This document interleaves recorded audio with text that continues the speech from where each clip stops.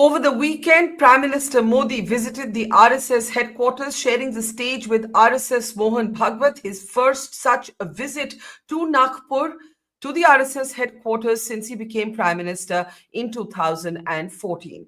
I'm Barkha Dutt, you're with the Mojo Story. Let's start by wishing everybody an Eid Mubarak. This has been, of course, an Eid that not only is marked by festivities and prayers, but it has also been marked with its own version of politics. A contentious row over prayers in Uttar Pradesh, but also an outreach with lakhs of Indian Muslims through the Saugate Modi program.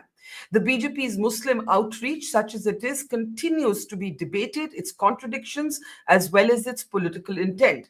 But in the meantime, the story that really caught the headlines is what happened on Sunday, when Prime Minister Modi visited the RSS headquarters in Nagpur, sharing the stage with Mohan Bhagwat and offering his tributes to Hedgewar, the man who founded the RSS, as the RSS marks 100 years in 2025. Modi's visit, his first since becoming Prime Minister in 2014, has also generated a lot of interest amid a perception of changing power dynamics within the Sangh Parivar. The perception of this change came after the Lok Sabha elections of June 2024, when the BJP slipped below majority. The BJP has still not revealed who its next president will be, and there is a sense that the RSS will have a big say in that decision. In the meantime, Narendra Modi described himself to be a Swayam Sevak. It harked back for political observers to the time when Vajpayee, Atal Bihari Vajpayee, former BJP Prime Minister, had described himself similarly such at a time when that statement caused so much controversy. Vajpayee had his own troubled relationship with the RSS. How do we decode the Prime Minister's decision to be at the RSS headquarters in Nagpur? Joining us to decode this moment as well as the claims that are being made by the opposition about this visit is veteran journalist and author Neerja Chowdhury. Welcome, Neerja, to the program. It's always a pleasure to have you with us and to learn from you.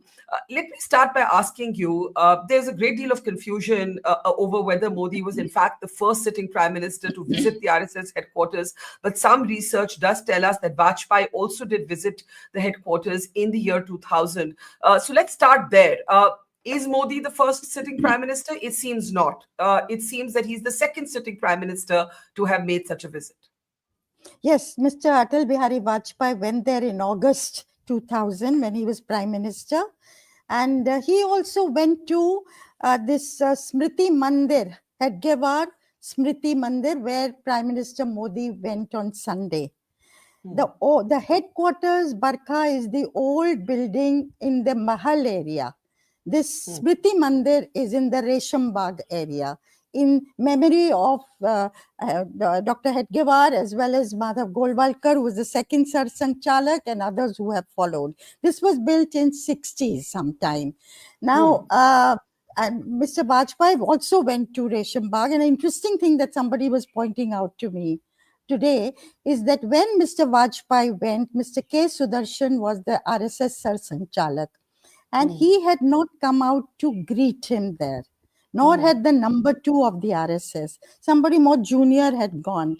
And at that time, if you will recall, the RSS was not very happy with the way Mr. Vajpayee was functioning, not taking their concerns on board. And Mr. Sudarshan at one stage had even talked about the need for Mr. Vajpayee and LK Advani to make way for younger leaders.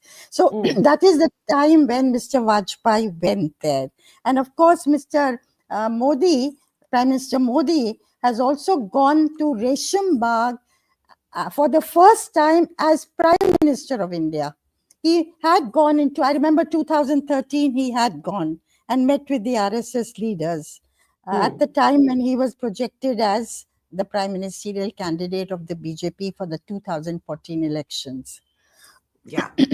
So there's a lot to talk about. I want to start by playing just an excerpt from the Prime Minister's speech. One headline that emerged, of course, from the speech was how Modi called himself a Swayam Sevak. He described the RSS to be like a banyan tree. But there was a lot else that was said about how he perceived the RSS to be. Now, this is a very interesting moment because the RSS has always insisted that it's a cultural organization, not a political organization. But we know quite clearly from the assembly results that have followed slipping below the majority in the Lok Sabha elections, that without the army of RSS troopers, the BJP doesn't do as well. And that has been a big message from the recent assembly elections. But first, let me just play out a little bit of what the Prime Minister had to say. Take a look.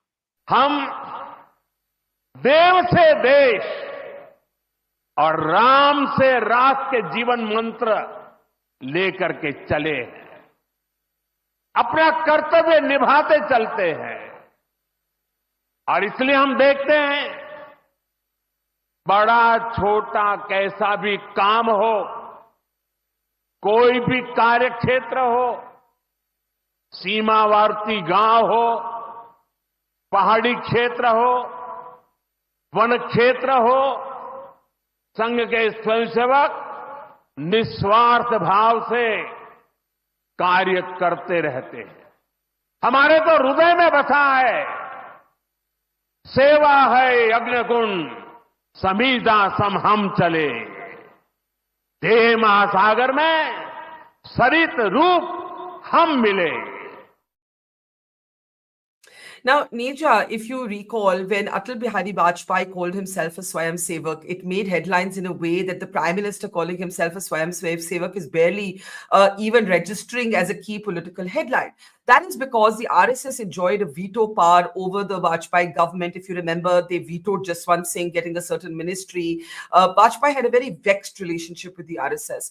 How do you see the Prime Minister's relationship in the light of two developments? One, the Lok Sabha election of June and the BJP slipping below majority. Before that, JP Nadda trying to say that the BJP could manage without the RSS. The assembly election results reminding the BJP that it cannot do without the RSS. How did you see the Prime Minister's self-description as a Swayam Sevak?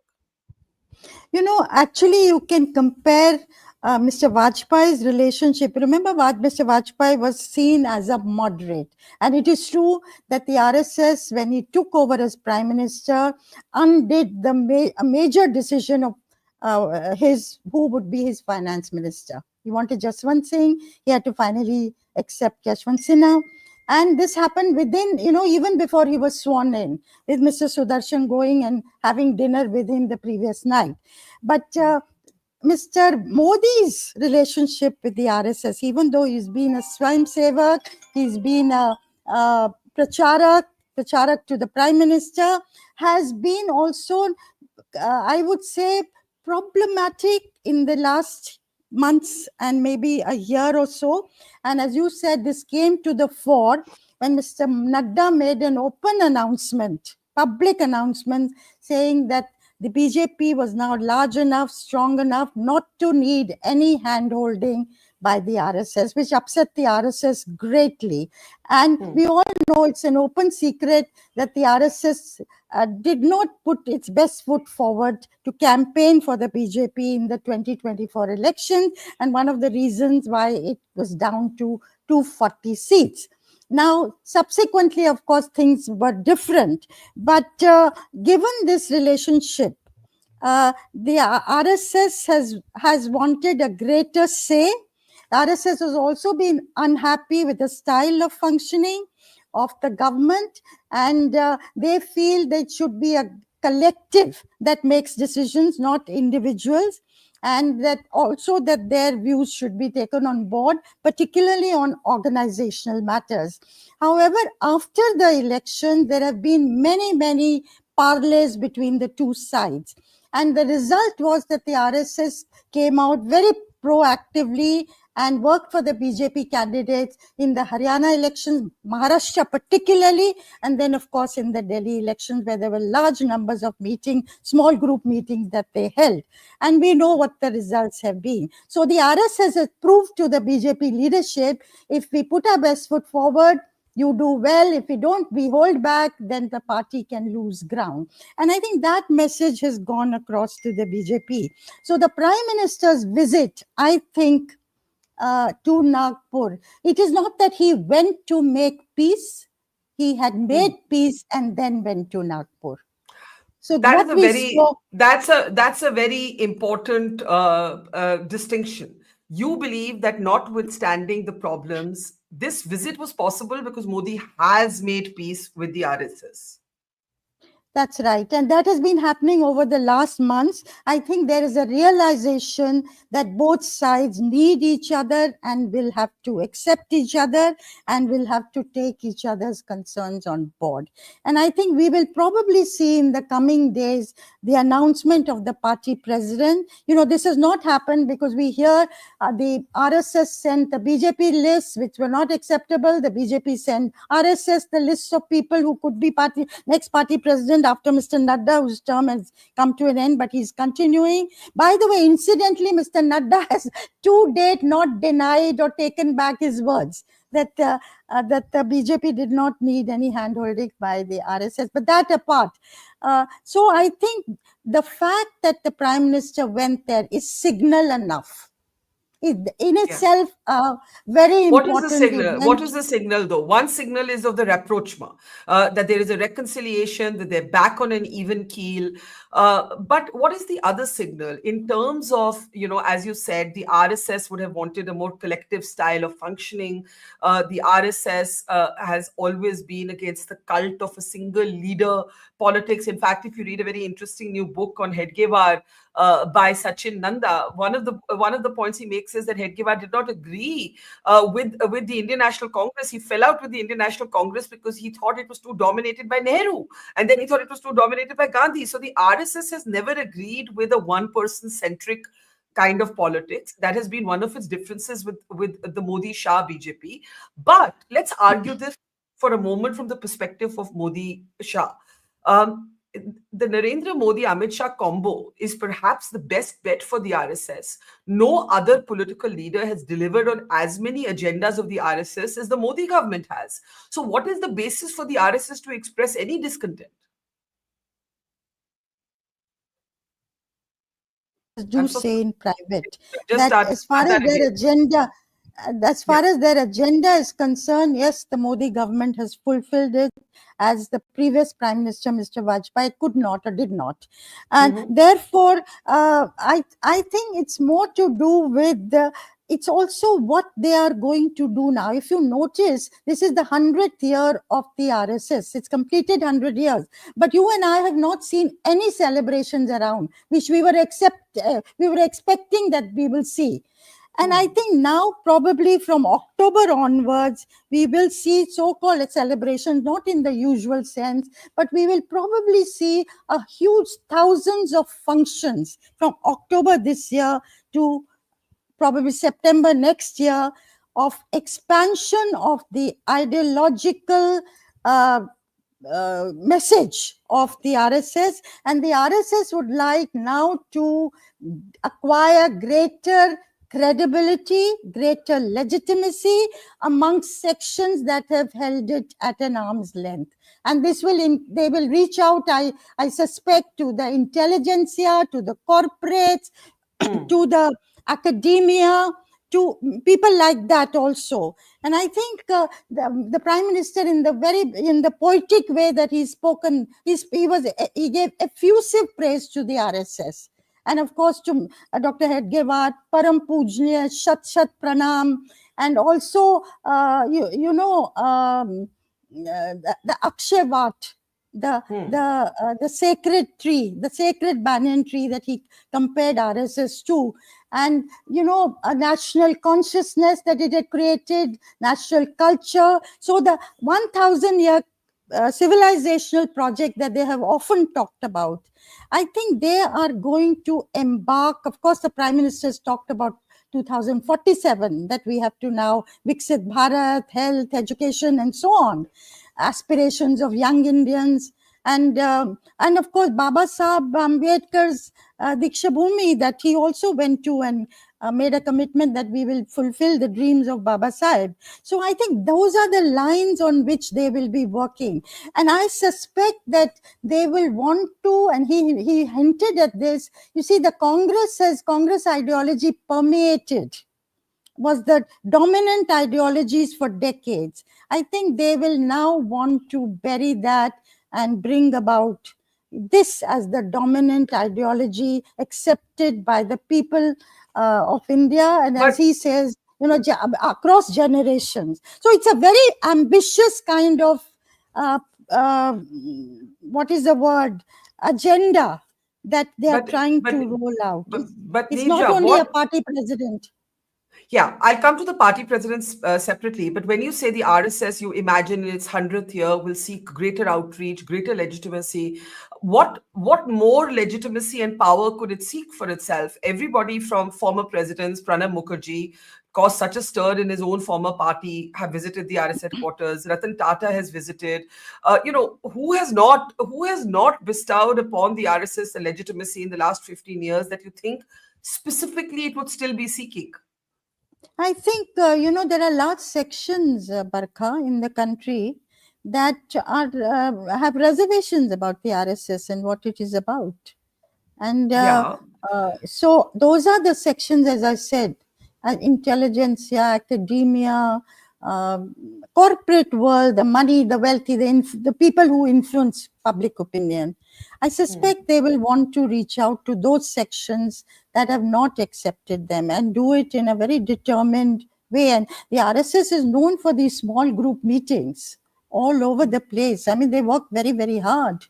And I suspect in this 100th year, which will start from October, I believe, they will put a plan in place. And somewhere, if they have accepted that Narendra Modi is going to be the leader, there's no question of removing him. He may well be there to 2029 also. And it's a succession that they will look at later. They will, of course, look at Uttar Pradesh in 2027. What happens there is going to be very critical also. What happens to Yogi Adityanath, and so on. All those things will be looked at. But where does this leave? When you think of this, the grandiose plans and the reconciliation, the differences getting sorted out, you wonder, where does this leave the opposition in a democracy like us? Yeah. So what you're actually story. No, it's not a separate story because Sanjay Raut of the Shiv Sena UBT had his own take on Modi's visit. Sanjay Raut, of course, is known for being provocative. So we'll add fistfuls of salt to what Sanjay Raut has said. It's a clearly political comment. But Mr. Raut said that Modi, Prime Minister Modi, went to the RSS headquarters because he's discussing who after Modi. This is Raut's claim. I'm just going to play that statement out. Let's take a look.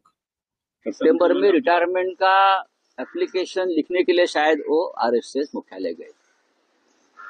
मेरी जो जानकारी है, 10-11 साल में कभी मोदी जी गए नहीं। मोदी जी गए हैं, वो बताने के गए हैं मोहन भागवत जी से कि टाटा बाय बाय, मैं जा रहा हूँ। So that's Sanjay Raut, in a way, kind of daring Modi to deny that he's not going anywhere, saying that, oh, you know what, he went to actually say Tata bye-bye, he's getting ready for his retirement. Now, the reason that this is even a point that someone like Sanjay Raut can make is because of the number of 75, right? And there has been some speculation that what if Mohan Bhagwat steps aside when Mohan Bhagwat turns 75? Will there be pressure on the Prime Minister? But I think this is all khali pulao by the opposition. I don't think Modi is going anywhere at all. What do you think? No, I absolutely agree with you, Barkha. I don't think Modi is going anywhere, and senior BJP leaders have said rules can always be changed, rules that were made. I think that is a given. Also, that he may be around if the party wins again in 2029. And so it is a succession part that, of course, the RSS starts to think, what in the next 50 years. So they would think of the post-Modi era, definitely, and they would have people up their sleeves who they would groomed for that national role. And you hear of all kinds of names in that. So talking about that, of course, being Maharashtra leaders, we saw both Nitin Gadkari and Devendra Fadnavis at that event. And Mr. Fadnavis is a great favorite of the RSS, but we're unclear about his relationship with Delhi. Nitin Gadkari, we know, doesn't have the best relationship with the BJP's current leadership. He's in fact there not just because of his reputation as a doer minister, but because the RSS loves him.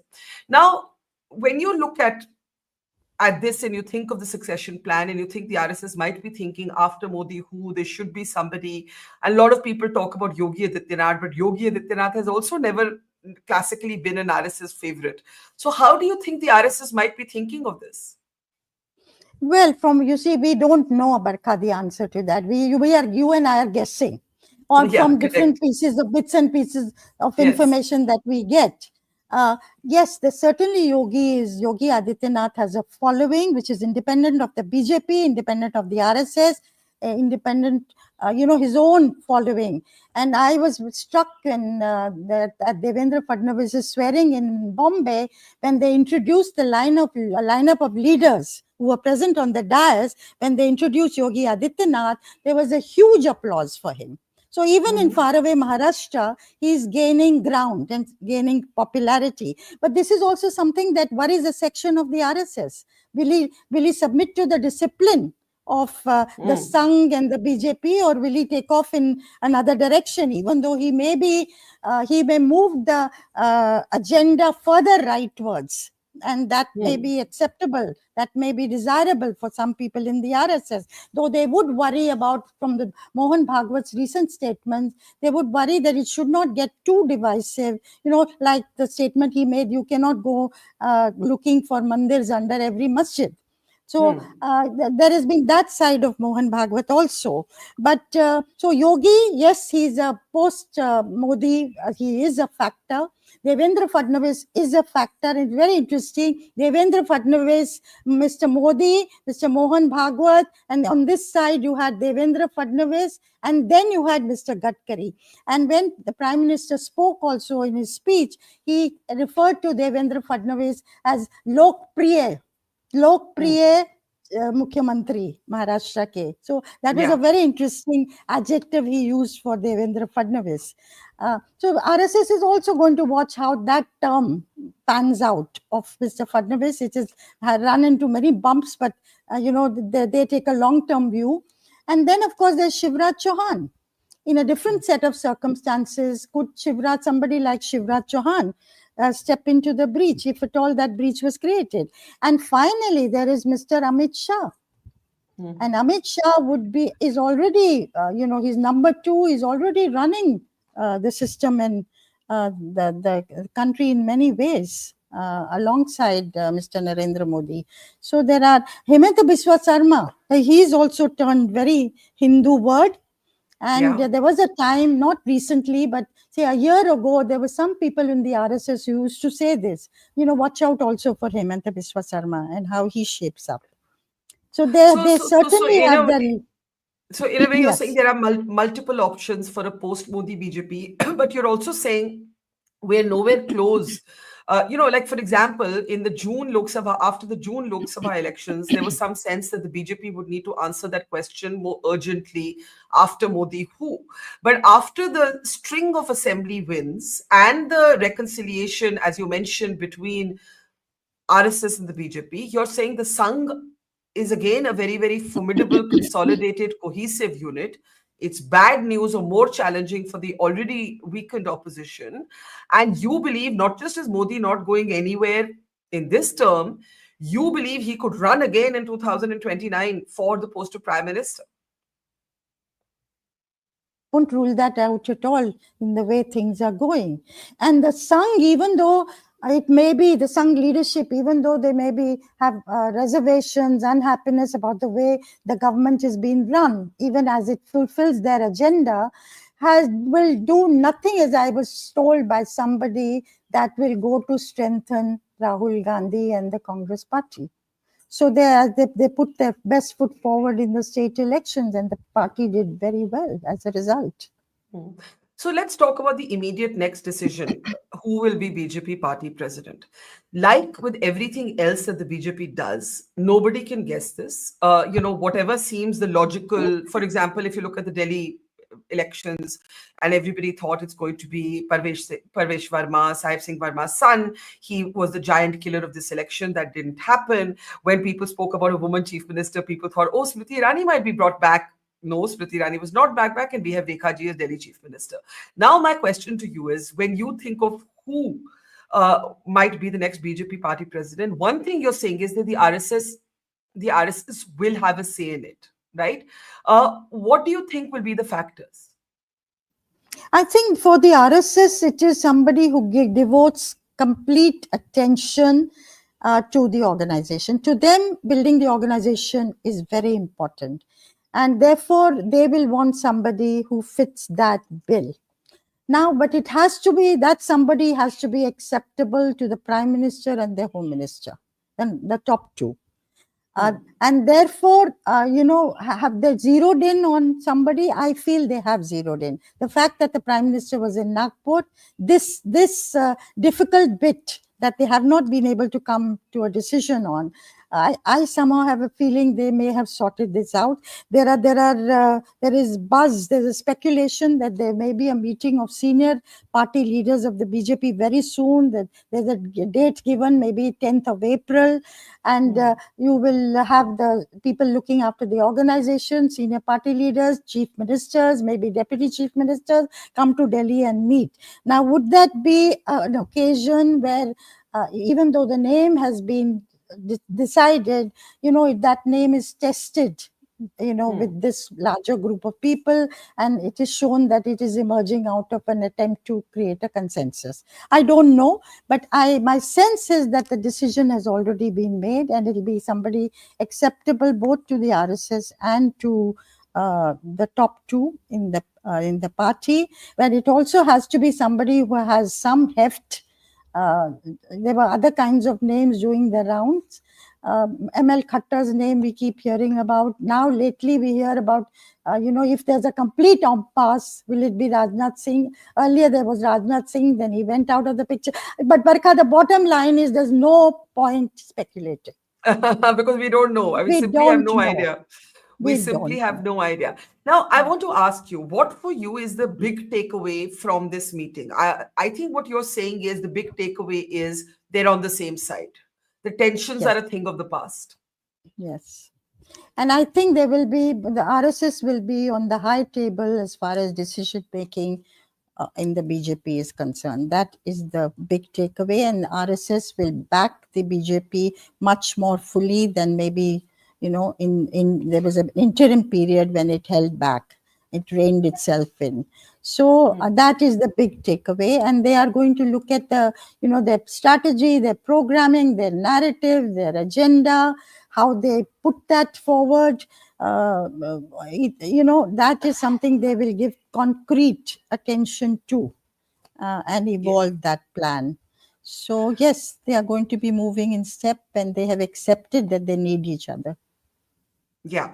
So in terms of the agenda, what might that mean for policy? Because see, the BJP, for any big changes that need constitutional amendments, still has a parliamentary obstacle unless the UP elections go in a certain way that the Rajya Sabha numbers change completely, right? What is left in terms of RSS agenda? The big one is Uniform Civil Code. What else leaps out to you that the RSS might say in 100th year, we would be looking out for this? I think in terms of programming, for instance, the Waqf bill, that may be kicked down the road till after Bihar elections, because there's huge agitation that has been generated. You don't sense it sitting in Delhi, but in the out in the states at the ground level, yes, there's a lot of agitation amongst the Muslims. And the BJP may not get the votes of the Muslims, but the Janata Dal U does get the votes of the Muslims. Nitish Kumar has a following, Pasmanda Muslims, other sections of Muslims, and the NDA will not want to jeopardize. That is my sense. So will they move the bill in Parliament, or will they defer it till after the Bihar elections are over? So things like that. Also, this outreach to the Muslims, Barkha. I wanted to talk about that because something very interesting has happened in the last week that has again led to some speculation that there is a difference between Modi and Yogi and how they're approaching this issue. So on the one hand, you have the Sogate Modi Eid kit. This is not something that the BJP typically does. You've also seen a kind of low-key return, I don't know if you've noticed it, of iftar parties. right? You have seen, somewhat of a kind of return or a mainstreaming of iftar parties. You're seeing this outreach with the Sogate Modi kits, but at the same time, you had different police forces in districts of Uttar Pradesh make very, very strong statements about namaz on the streets. And, this could lead to criminal cases. This could even lead to your passports being cancelled if you have a criminal case. How did you see what appeared to be a seeming contradiction? I think I'll tell you something that some people said before the third term of Modi. They said if he comes back to power, you will find Narendra Modi more inclusive. Now, I don't know whether that's going to happen or not, that he may reach out to the Muslims in a new way. Something that somebody again from within the RSS family had said to me in 2015, soon after Narendra Modi had come to power. He said that the challenge to Narendra Modi will come not from the left and the liberals. The challenge to him will come from the extreme right. And that the voices of the extreme right, whether it's the Sambal, whether it's, does Yogi Adityanath symbolize that extreme right under which a lot of these smaller groups will band together? Question mark. So I think it's much more of what is happening within the larger Sangh family that is of interest. And reaching out to the Muslims or Yogi Adityanath taking a very harder stance in Uttar Pradesh. For obvious reasons, he's got to win the 2027 elections, and he feels polarizing the situation further will yield him dividends. And if he wins for the third time, that it's going to be very difficult to stop him. He will be unstoppable then. So I think there are tussles within the RSS and the BJP that we need to watch much more carefully. But finally, let's talk about the allies. You see, you spoke about the Waqf bill being postponed till at least after the Bihar elections. Bihar is a state with a sizable Muslim population. There has been some attempt by the southern states to rope in Chandrababu Naidu on the issue of delimitation. And then you've had two ministers in the last week, Neerja Chowdhury and Chirag Paswan, express their disagreement with the kind of discourse around namaz, Eid namaz, in Uttar Pradesh, right? Both of them, in fact, Neerja Chowdhury said this is Orwellian. Chirag Paswan said, I don't agree with this kind of politics, right? So you're seeing the first sign. On the one hand, you're seeing the Sangh being very powerful, as Modi and the RSS are now firmly on the same side, as much as we can tell. On the other hand, you are seeing the allies beginning to somewhat assert themselves. Is that fair, or do you think it's a very mild assertion? No, I think they are certainly. This is the first time they've spoken so publicly and openly about this. Yeah. One expected them to speak earlier or make their views known. But again, I would say, are they standing alongside the Prime Minister and the Home Minister against the more rightward shift that's taking place, or the push for a rightward shift? Again, is this the lineup that's taking place within the larger NDA family? All this remains to be seen how things pan out, Barkha, in the coming weeks. Yeah. The one important thing to say in the end, Neerja, is that there's only one election next year, Bihar, right? And then the big one is Uttar Pradesh, but that's still some time away. So the question is that actually for about a year, the Modi government will not be distracted by the challenges of winning elections. And it will have to, or it can have time to refashion itself, or Modi will have time to refashion his legacy in the way that he seeks. But he's not going anywhere. This is not sort of the end of, or the beginning of the end of Modi, right? What looked like a containment of Modi in June 2024 doesn't look like a containment of Modi in March 2025. Where does this leave the opposition, and what would you be looking out for politically in the next few months or weeks? I think next year could be a year of the opposition, because you have Kerala, where the Congress has very good chance. You have Tamil Nadu, where the DMK could, provided how it plays its cards, it's early days yet, but it could, if it played its cards well, could it come back? Then you have West Bengal. Will Mamata Banerjee come back there? She will certainly fight. That's to come next back year. There. Sorry, I made a mistake. Bihar is the only one now, right? This And year. then there's The next Bihar year. is the only Correct. one Yes, this year, yes, and between yes. now and Bihar year and Yes. winter. But Correct. the next year could turn the mood in favor of the opposition, provided it plays its cards well. But this year, yes, it's only Bihar and Mr. Donald Trump in between. Economic policy, foreign policy, that is going to shape the domestic politics also, and the responses that the So government you gives. you And it's you going you to be believe very the tariffs? challenging. You believe the It's tariffs going to and be its very impact on the challenging, yes. economy will have its own impact on the politics here. Absolutely, domestically, and how they handle it. So, in conclusion, was there anything about the Modi visit to the RSS headquarters that surprised you or left out for you? No, the moment it was announced, I think the deal was done. It was very clear. The fact of Narendra Modi going, forget what was discussed there, and it was Mohan Bhagwat, and if you looked at the body language, it was very easy. It was there was no tension that you could see. So the fact of him going showed you that they had come to an understanding, irrespective of what they talked or did not talk there. Well, I do think your next book on prime ministers now has to be on Prime Minister Modi, Neerja. When is that coming? Let's see, Barkha. Thank you, Neerja. Always a pleasure. Thank you and take care. Thank you. Thank you. Bye-bye.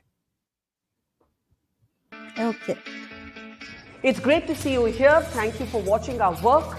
If you haven't subscribed yet, don't forget to click the bell icon and subscribe to Mojo Story and support independent, robust journalism.